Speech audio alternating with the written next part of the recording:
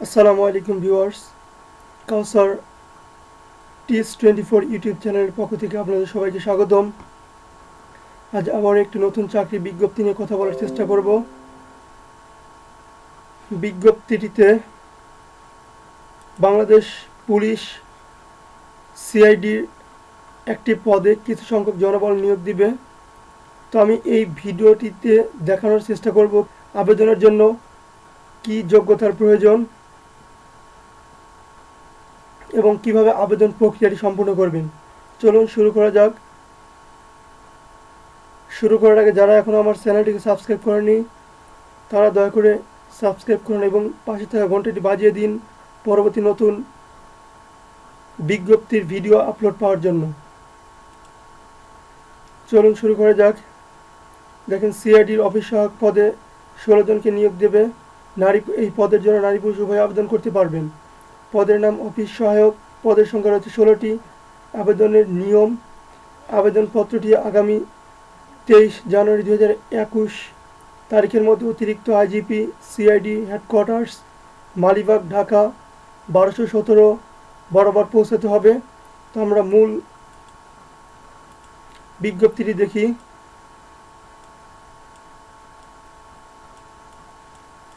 দেখেন, এখানে বাংলাদেশ গণপ্রজাতন্ত্রী বাংলাদেশ সরকার, বাংলাদেশ পুলিশ অ্যাডিশনাল ইন্সপেক্টর জেনারেলের কার্যালয় সিআইডি ঢাকা। এখানে বাংলাদেশ পুলিশ সিআইডি নিম্নোক্ত পদে সরাসরি নিয়োগের জন্য পদের পার্শ্বে বর্ণিত শর্ত প্রকৃত বাংলাদেশি নাগরিকদের নিকট হতে দরখাস্ত আহ্বান করা যাচ্ছে। তো এখানে পদের নাম দেওয়া হয়েছে। পদের নাম অফিস সহায়ক। এখানে প্রার্থীর বয়স হতে হবে সাধারণ কোটার জন্য অনূর্ধ্ব 30 বছর, অর্থাৎ 30 বছরের বেশি হওয়া যাবে না, এবং মুক্তিযোদ্ধার পুত্র কন্যা ও প্রতিবন্ধীর ক্ষেত্রে 32 বছর, অর্থাৎ 32 বছরের বেশি হওয়া যাবে না। শিক্ষাগত যোগ্যতার প্রয়োজন: কোনো স্বীকৃত বোর্ড হতে মাধ্যমিক স্কুল সার্টিফিকেট বা সমমান পরীক্ষায় উত্তীর্ণ। সাধারণ জেলা কোটার যে সকল জেলার প্রার্থীদের আবেদন করার প্রয়োজন নেই সেগুলো হলো গাজীপুর, নারায়ণগঞ্জ, ফরিদপুর, গোপালগঞ্জ, মাদারীপুর, রাজবাড়ী, শেরপুর, ব্রাহ্মণবাড়িয়া, কুমিল্লা, ফেনী, লক্ষ্মীপুর, সুনাম, সিরাজগঞ্জ, নাটোর, বাগেরহাট, ঝালকাঠি, পিরোজপুর। তবে এতিম এবং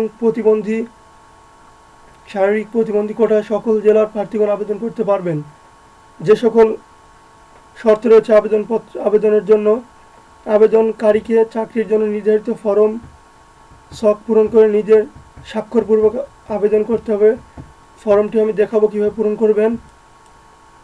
বর্ণিত পদে নিয়োগের জন্য আগ্রহী প্রার্থীরা, অর্থাৎ এই পদটির জন্য আগ্রহী প্রার্থীরা আগামী 23/1/2021 খ্রিস্টাব্দে অফিস চলাকালীন সময়ের মধ্যে অতিরিক্ত IGP CID headquarters Malibagh Dhaka 1217 বরাবর আবেদনটি পৌঁছাতে হবে। সরকারি ও আধা সরকারি সংস্থার চাকরিরত প্রার্থীগণ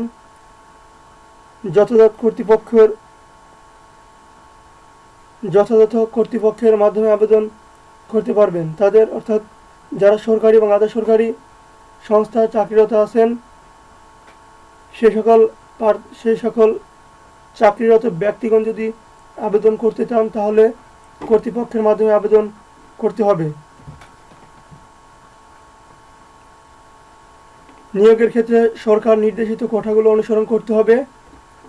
প্রার্থীকে 1 জানুয়ারি 2021 তারিখ সাধারণ কোটার প্রার্থীদের জন্য 30 বছর বয়সটা নির্ধারণ করা হয়েছে, এবং প্রতিবন্ধী কোটার জন্য প্রতিবন্ধী মুক্তিযোদ্ধার পুত্র কন্যাদের জন্য 32 বছর নির্ধারিত করা হয়েছে।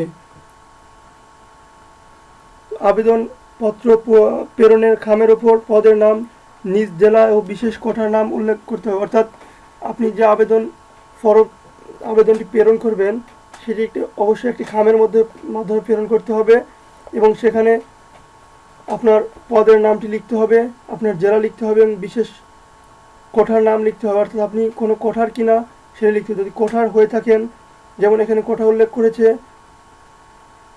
মুক্তিযোদ্ধা, শহীদ বীর মুক্তিযোদ্ধার পুত্র কন্যা এবং প্রতিবন্ধীদের ক্ষেত্রে এই সকল কোটা, যদি এ সকল কটা থেকে থাকে তাহলে সেটি উল্লেখ করবেন, যদি না থাকে তাহলে সেটি উল্লেখ করার প্রয়োজন নেই। পরীক্ষার ফি বাবদ 50 টাকা অতিরিক্ত আইজিপি সিআইডি ঢাকা বরাবর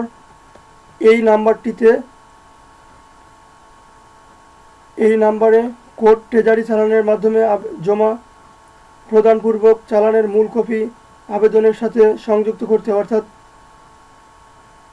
আপনি যে ট্রেজারি চালানটি জমা করবেন সেটি আবেদনের মূল কপির সাথে জমা করতে হবে। ত্রুটিপূর্ণ বা অসম্পূর্ণ নির্ধারিত সময়ের পর প্রাপ্ত দরখাস্ত সরাসরি বাতিল বলে গণ্য করা হবে। তো যদি আপনার আবেদনটি পূরণে কোনো ত্রুটি থাকে বা অসম্পূর্ণ থাকে অথবা নির্ধারিত সময়ের মধ্যে দরখাস্ত পাঠাতে না পারেন তাহলে সেটি সরাসরি বাতিল বলে গণ্য হবে। আপনার আবেদনপত্রের সঙ্গে প্রার্থীর নাম ঠিকানা, যে ঠিকানায় প্রার্থীর ইন্টারভিউ কার্ড পেতে ইচ্ছুক, অর্থাৎ আপনার নাম ঠিকানা দিতে হবে, যে ঠিকানার মাধ্যমে আপনার ইন্টারভিউ কার্ডটি পেতে ইচ্ছুক। উল্লেখপূর্ব 10 টাকার ডাক টিকিট লাগানো একটি 10 ইঞ্চি এবং 4 ইঞ্চি সাইজের খাম দাখিল করতে হবে, অর্থাৎ 10 টাকার ডাক টিকিট লাগানো একটি 10 ইঞ্চি 4 ইঞ্চি সাইজের একটি খাম দাখিল করবেন, যেখানে দৈর্ঘ্য প্রস্থ বোঝাইছে।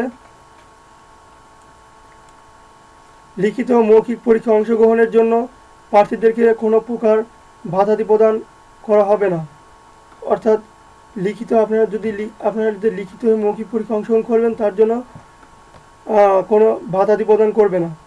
প্রার্থীদেরকে লিখিত পরীক্ষা গ্রহণ ও চূড়ান্তভাবে নির্বাচিত প্রার্থীদের নিয়োগপত্র ইস্যু ব্যতীত অন্যান্য পরীক্ষা গ্রহণ, ফলাফল প্রকাশ ও যাবতীয় কার্যক্রম সিআইডি ঢাকা নোটিশ বোর্ডের মাধ্যমে প্রার্থীর অবহিত করা হবে এবং জাতীয় দৈনিক পত্রিকা ও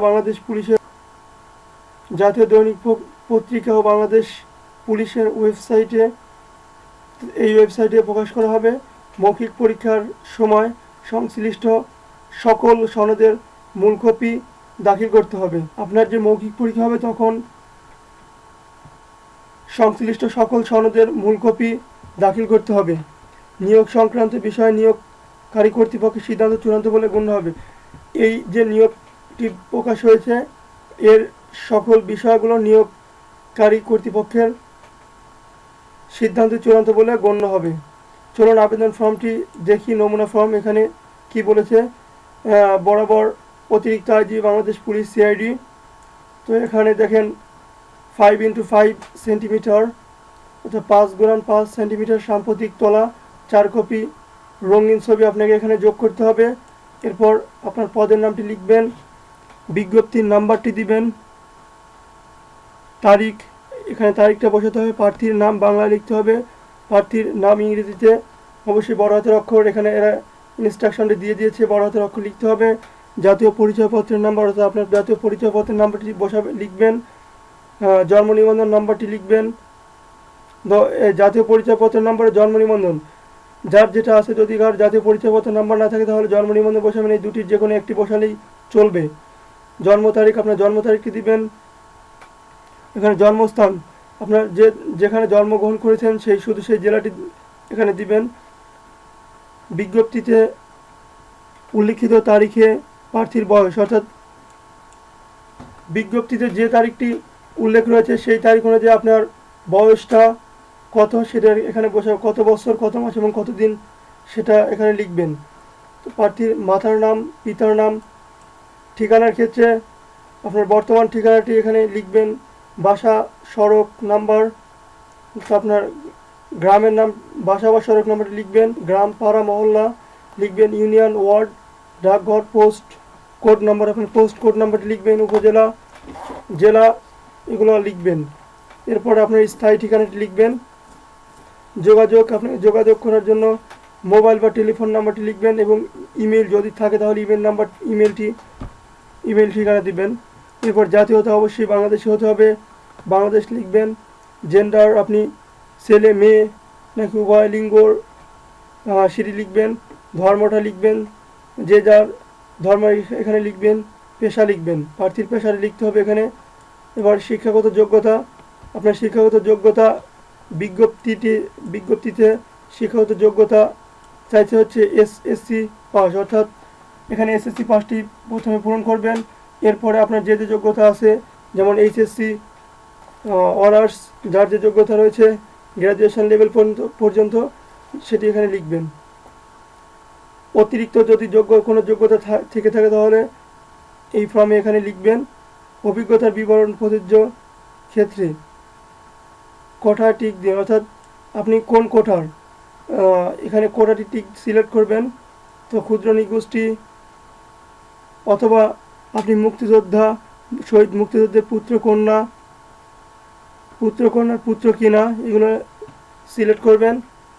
আনসার ও গ্রাম প্রতিরক্ষার সদস্য কিনা সেটি সিলেক্ট করবেন, অথবা এতিম ও শারীরিক প্রতিবন্ধী কিনা যদি থেকে থাকে তাহলে সেটি লিখবেন। যদি অন্যান্য থাকে তাহলে সেটাও উল্লেখ করবেন, এখানে উল্লেখ করবেন। তো এবার চালান, ব্যাংক ড্রাফট, পে অর্ডার, এখানে অর্ডার নাম্বারটি লিখবেন। চালান, ব্যাংক ড্রাফট, পে অর্ডার, চালান নাম্বারটি, ট্রেজারি চালান নাম্বার আমি উপরে বলেছি, ওই ট্রেজারি চালান নাম্বারটি এখানে লিখবেন। এরপরে বিভাগীয় প্রার্থী কি না সেটিও টিক দিবেন। যদি বিভাগীয় প্রার্থী হন তাহলে হ্যাঁ লিখবেন, যদি না হন তাহলে না লিখবেন। তারপরে দেখেন বলছে, আমি এই মর্মে অঙ্গীকার করতেছি যে উপরে বর্ণিত তথ্যাবলী সত্য, সম্পূর্ণ সত্য। মৌখিক পরীক্ষার সময় উল্লিখিত তথ্য প্রমাণের জন্য সকল মূল সার্টিফিকেট ও রেকর্ডপত্র উপস্থাপন করব। কোনো তথ্যের অসত্যতা প্রমাণিত হলে আইনানুগত শাস্তি ভোগ করতে বাধ্য থাকবে। এরপরে তারিখটি দিয়ে আপনার স্বাক্ষর দিয়ে আবেদন ফর্মটি প্রক্রিয়াটি সম্পন্ন করবেন। তো এই ছিল ভিউয়ার্স, পরবর্তী ভিডিও পাওয়ার জন্য অপেক্ষা করুন এবং সাবস্ক্রাইব এবং বেল আইকনটি বাজিয়ে দিয়ে সঙ্গে থাকার চেষ্টা করুন।